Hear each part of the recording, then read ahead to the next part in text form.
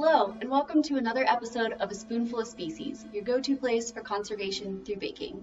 My name is Caitlin, and I'm an interpretive naturalist with years of experience educating the public about animals, both aquatic and terrestrial. I'm also an avid baker, and each week we will bake an animal-themed dessert and talk about the conservation that is going on for that animal and how you can help right from home.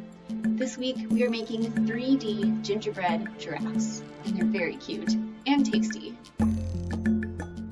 Giraffes are equal parts majestic and awkward, and I think we can all agree that they're awesome. They can be up to 20 feet tall, have ossicones or horns on their heads, and they are the world's largest ruminant, which means they're basically like cows where they regurgitate and have to chew some cud, which you can imagine would be very difficult with such a long neck. Giraffes start out being awesome animals, unlike any animal on the planet. They are very unique and wonderful animals. They are only found in Africa, but there's a lot of information about them that people don't know.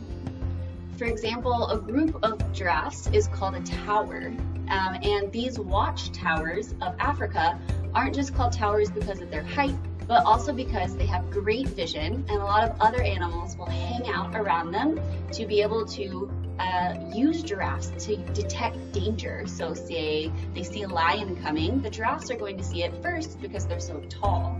And then when a giraffe starts running, oftentimes so will many other animals, because if a giraffe sees danger, they'll take off, and so will the other animals follow behind them.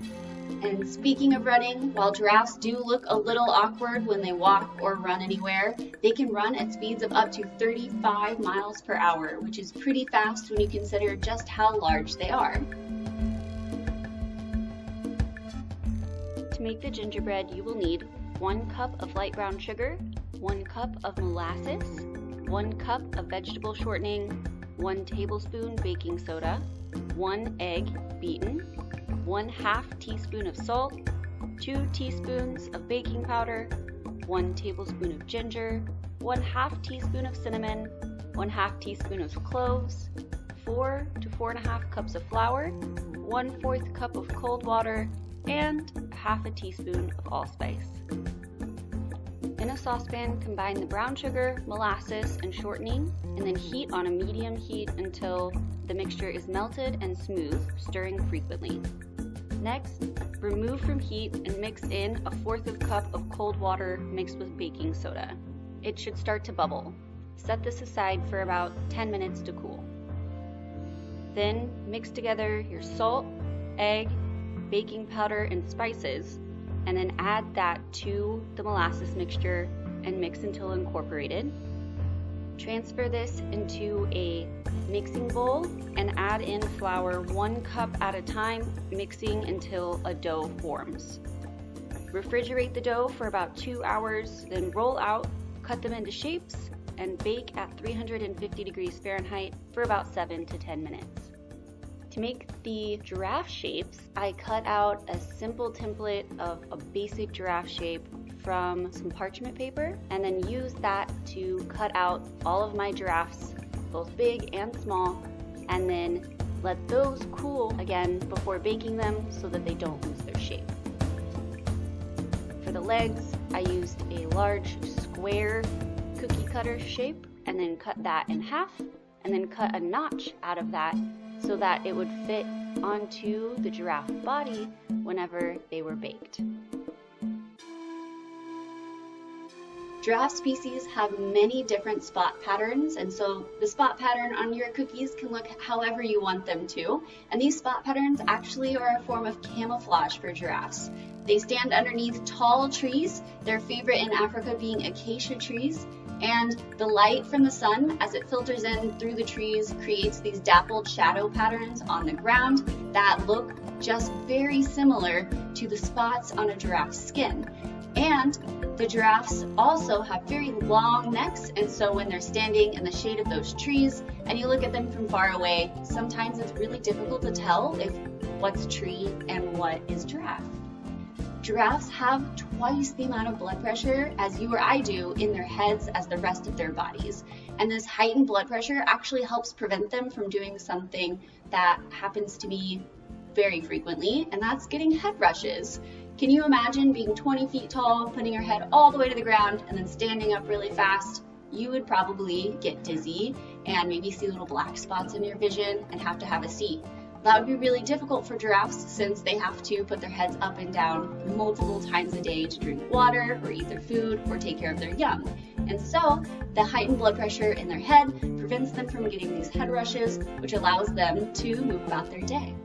To make your royal icing, you will need 3 3/4 cup of powdered sugar, sifted, 3 large egg whites, 1/2 teaspoon cream of tartar, a pinch of salt, and any food coloring you desire. I simply used yellow and black. To make your icing, whisk salt, egg whites, and cream of tartar until stiff peaks form. You should be able to turn your bowl upside down without any falling out. Then slowly add the sugar to the stiff peaks, whisking at a steady speed until the mixture is thick and glossy. Separate into 2 different bowls and then color using gel food coloring. Cover when not in use. Transfer to piping bags, then eyes the outlines first, then fill once the outlines dry. If your icing feels too thick, you can always add a little bit of heavy cream. If your icing feels too thin, you can always add more powdered sugar. Make the consistency so that it's easy for you to pipe. The edge consistency should always be a little thicker than the consistency of the filling icing. But other than that, play around with it and make sure that it looks the way you want it to, because that's what's important.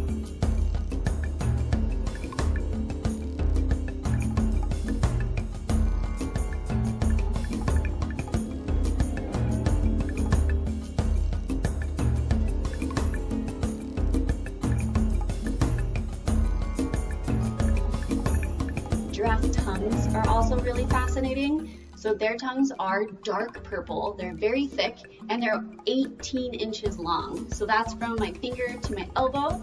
That's a very long tongue, and they use it to wrap around the branches of their favorite food and pull the leaves off and eat them. Giraffe populations are on the decline, and what's weird about it is that it's almost like a silent extinction. There's not a lot of, uproar about giraffe conservation, and there should be, because they're really, really fascinating, really important, and super unique animals in Africa. So if you would like to help save giraffe species, which are on the decline in Africa, then what you can do is you can visit Wild Watch Kenya at zooniverse.org, and I will include that link in the description of this week's video. Wild Watch Kenya is really important. It's a bunch of trail cams, and scientists are trying to detect where giraffes are and where they aren't. And so they'll set up these trail cams all over Africa, and they will track the animals that do show up, and not only giraffes, but also zebras, lions, hyenas, all kinds of animals. And they will also track where the giraffes are. And by figuring out where giraffes are and how often they're visiting certain locations, then we can figure out so much more about their conservation and what they need.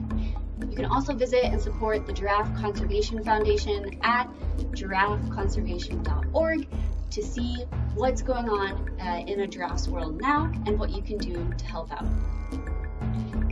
Thank you for joining me for another episode of A Spoonful of Species. I had a great time making them, and if you had a great time watching, subscribe so you can see more next week. Have a great day.